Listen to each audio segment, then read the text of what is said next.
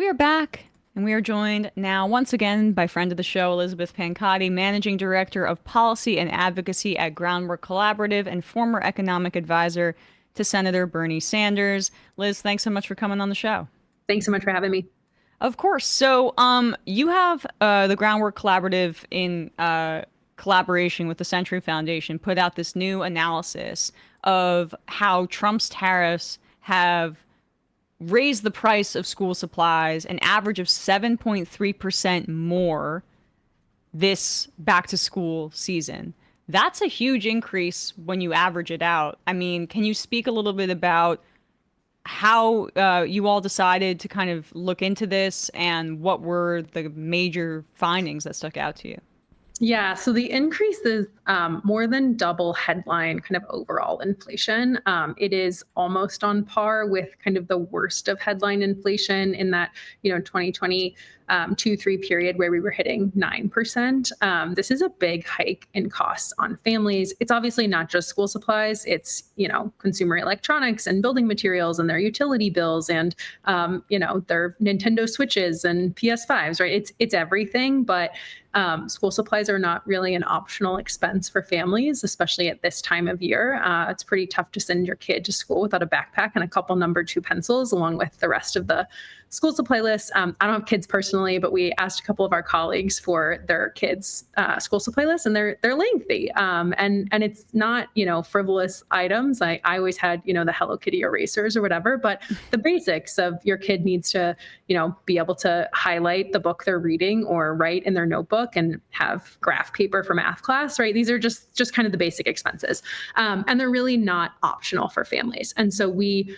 had read a lot about prices increasing across the board. Walmart a couple months ago announced that they were really struggling to put off price hikes as a result of their tariffs. In fact, their earnings calls this morning, we were listening to them, and they said that every time they replenish inventory on a weekly basis, they are getting hit with more tariffs and having to hike more prices on the shelves. And so we've actually been taking a look at this a couple of times this year. We looked at, 4th of July, their firework prices were way up this year. We looked at Memorial Day. Charcoal grills are almost exclusively manufactured in China. And so fireworks are exclusively manufactured in China. There's no firework production facility in the United States. So we've done this kind of seasonally. And so this is back to school season.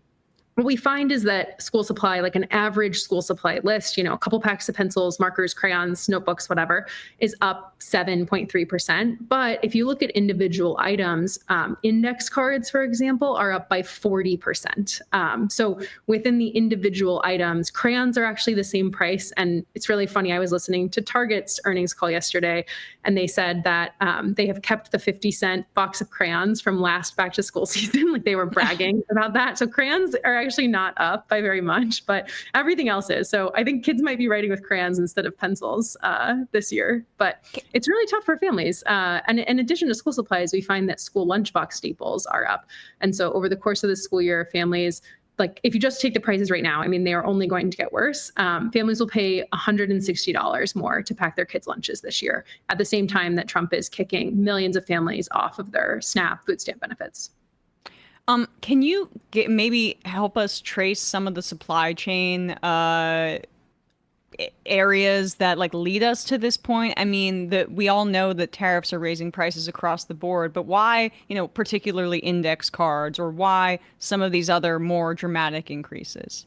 I actually haven't figured out why index cards are up. It's really bothering me because other paper products aren't up.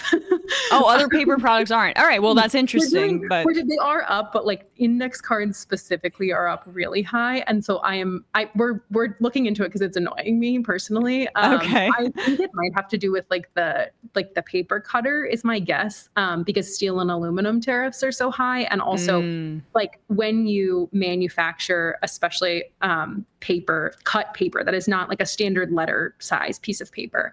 When you manufacture paper, you make big sheets of it. And so then you have to cut it into smaller pieces, and there are more standard sizes for that. Index cards can be less standard, like a sheet of notebook paper, a sheet of copy printer paper. There's obviously way more of that in the world than an index card. And so my guess is the cutter. I recently got engaged, and I'm looking at wedding invitation prices, and they are insane. Congrats. And thank you, but people keep telling me it's because of the cut. And I'm like, I just don't I don't get the markup, but that's my suspicion. But we are looking into it on index cards specifically. But other things like binders, which are primarily made of plastic and metal, those are things we make some of here, but are largely imported, either because their pieces are manufactured or created elsewhere, and then they're imported as materials, and then they are assembled here, or the entire product is manufactured and assembled elsewhere.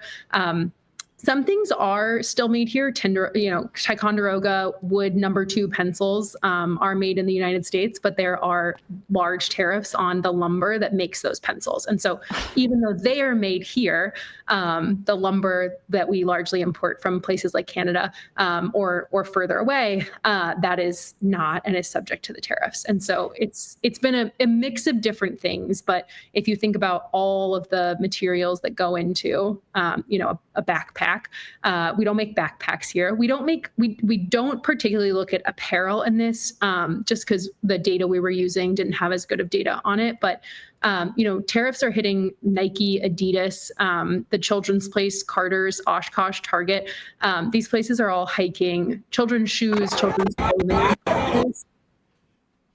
Sorry, we put something on our soundboard. Go ahead.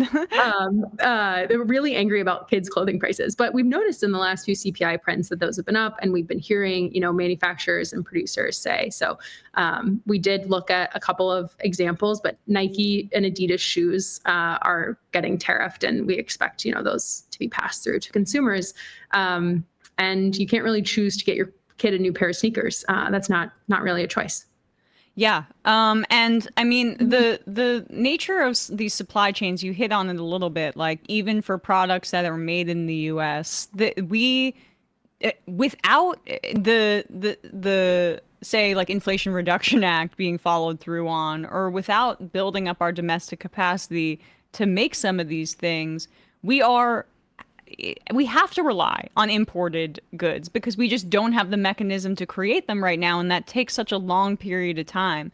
Can you explain a little bit more about how those supply chains work as it relates to even goods that like are as simple as a #2 pencil?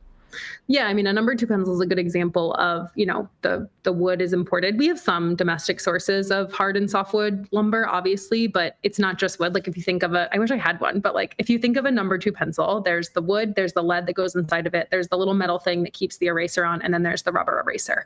So the wood is, processed, but it's mostly a raw material. The lead is, it has to be processed into that piece, and some, from being extracted. Like there's some kind of process there. The metal that holds the eraser on is usually aluminum, and so that requires processing. There are massive tariffs on aluminum right now, and the aluminum smelters in the U.S., as my colleague Alex actually worked on, and the NEC, we were opening the first aluminum smelter in the U.S.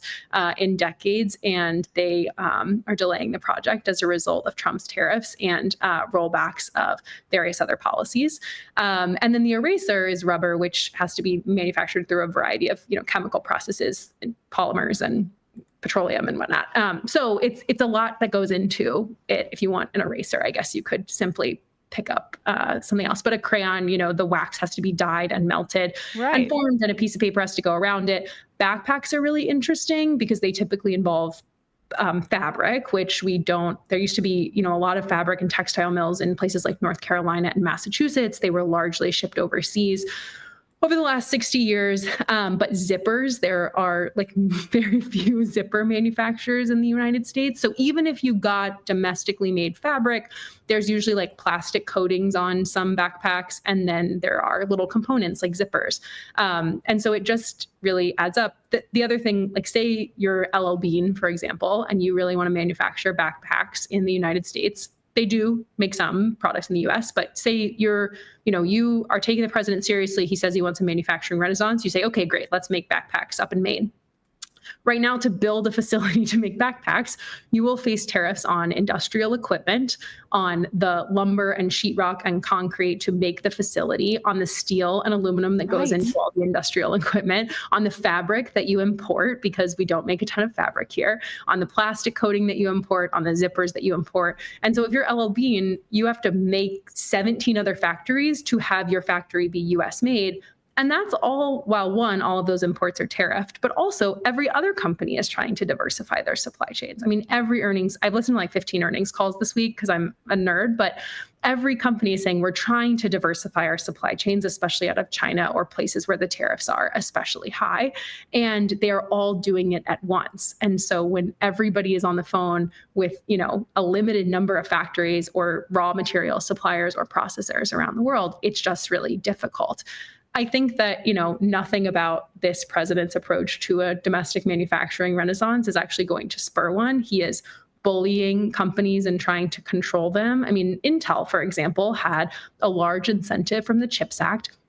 I actually worked on an amendment when I worked for Senator Sanders to add that, if the U.S. is going to give these chip companies $50 billion, the American taxpayer should kind of share in the upside of the profits that they make from those grants. I think that's still a good policy. It wasn't enacted ultimately. But Trump has instead gone to Intel, said he wants this golden share and to be able to bully them into doing everything.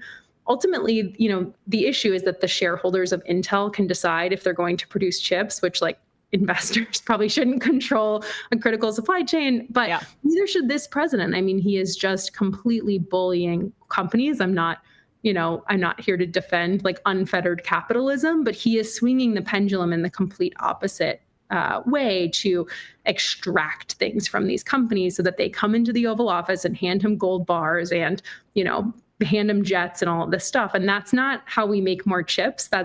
Or make backpacks in America or whatever it is. It's just how the president gets, bribes from his adversaries. What are you seeing in terms of the infrastructure rollbacks that the administration is engaging in, trying to just kill anything that Biden passed? I mean, it's so nonsensical because it seems to me like the very folks that donated to Donald Trump or whatever, the Silicon Valley guys, would greatly benefit from a blank check, not a blank check, the billions of dollars, but with no requirement to give some of those returns back to the American public, because obviously, as you said, that wasn't included in the final legislation. It would make sense to me that they would want that, whether it's Peter Thiel or I mean, we're doing it. Right. So that was a benefit to them. What is the status of some of those rollbacks? Or does Trump just want to control if one of his friends gets the kickback? Is that basically the end of it? I think it all has to benefit him. I mean, he's just an egotistical guy. I think that he's very flattered when a CEO comes into the Oval Office and says, oh, Mr. President, please come to our ribbon cutting. We're investing trillions of dollars. In fact, I think these CEOs have realized that if they just simply go in and charm him with a big number, he'll kind of either back off of them or say something nice about them. And so a lot of these commitments, so to speak, that CEOs or other countries are making are completely false. They are just trying to woo the president, and I guess more power to them. But the heartbreaking thing is that at the end of the day, that means that jobs are not going to be delivered in places like Ohio and Pennsylvania, where they've been hollowed out for decades. I mean, my favorite graph, I'm again a nerd, but there's an incredible graph of, if you look at during the Biden administration, if you look at corporate spending on manufacturing construction. So how much in our economy was being spent on building new manufacturing facilities.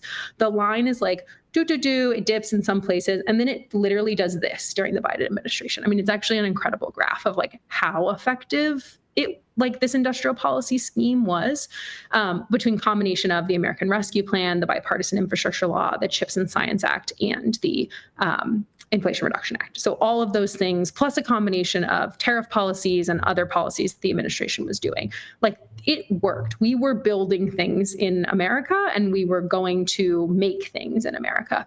And so quickly, with like strokes of a couple of strokes of a pen, Trump has completely reversed that between the tariffs driving up building costs for these facilities. I mean, I think that's the other thing of, if taxpayer dollars are funding these facilities, wouldn't you want them to be built in the most efficient way? But instead, we're paying a bunch of tariffs back to the federal government, right? Like, it doesn't totally make sense. Right. And also, this is an example of how you do an onshoring domestic manufacturing policy, because Biden was somebody who used tariffs strategically, as opposed to using some formula that was came up with like by Peter Navarro or whatever, that is really just about what you say. The CEO is coming to the Oval Office. Like, if you could just say, talk a little bit more about how tariffs can be used strategically for things like domestic onshoring.